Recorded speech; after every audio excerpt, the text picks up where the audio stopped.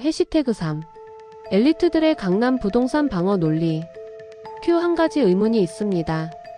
권력자와 고위 공직자들은 대부분 강남 부동산을 보유하고 있습니다.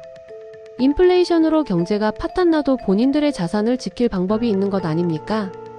A. 정확한 지적입니다. 그들이 강남 부동산을 놓지 않는 건 단순한 기대감이 아닙니다. 역사적으로 위기시 핵심 입지의 실물 자산은 살아남는다는 것을 알기 때문입니다. 그 방어 기제는 세 가지입니다.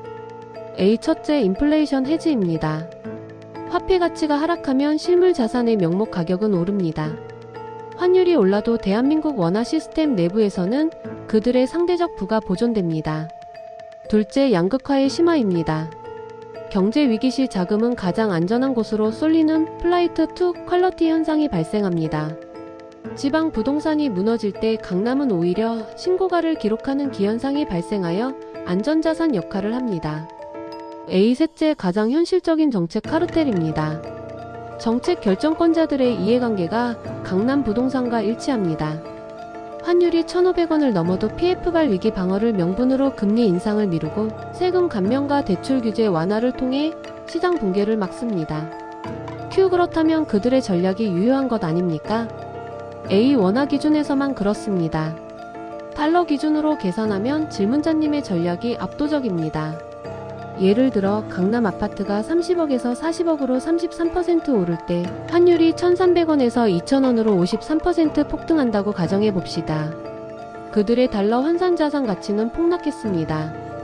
반면 질문자님은 환차익 53%의 국채 수익까지 챙깁니다. 위기가 진정된 후 불어난 달러로 그들의 아파트를 훨씬 싼 가격에 매입할 수 있습니다.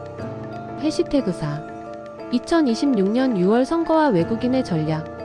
q 이창용 총재 이야기로 돌아가 보죠.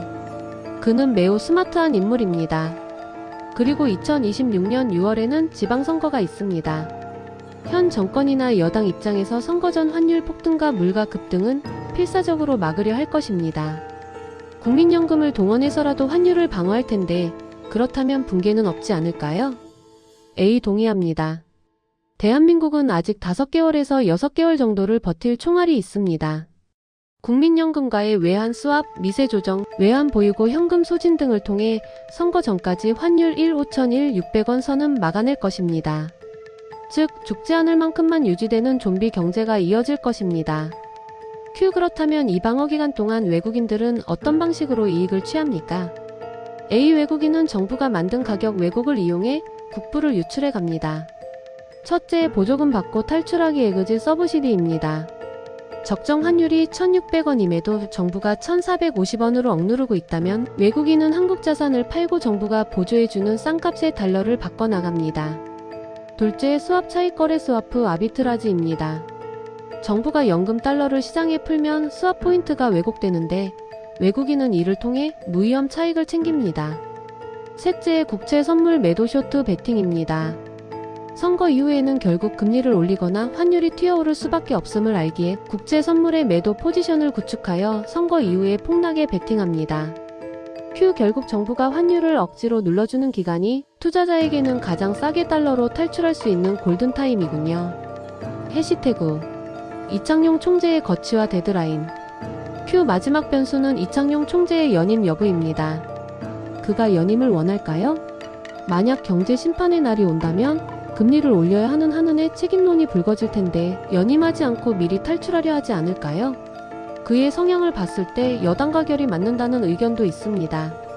A. 분석해본 결과 이창용 총재는 연임하지 않고 4월에 퇴임할 가능성이 매우 높습니다. 그의 임기 만료는 2026년 4월 20일, 지방선거는 6월 3일입니다. 이 두 달의 시차는 그에게 완벽한 알리바이를 제공합니다.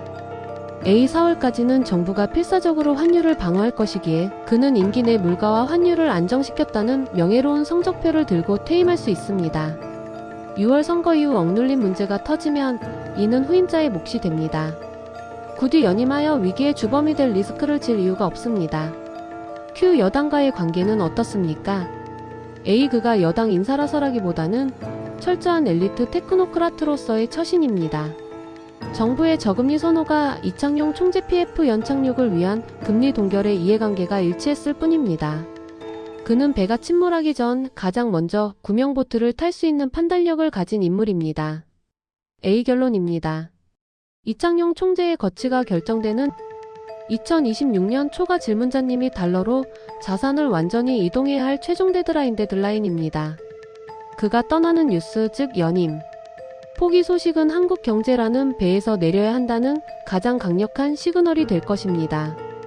혹은 만약 연임한다면 지금의 한국 경제가 더 유지될 것이라는 신호로도 볼 수 있을 겁니다. 본 영상은 개인의 전망일 뿐입니다.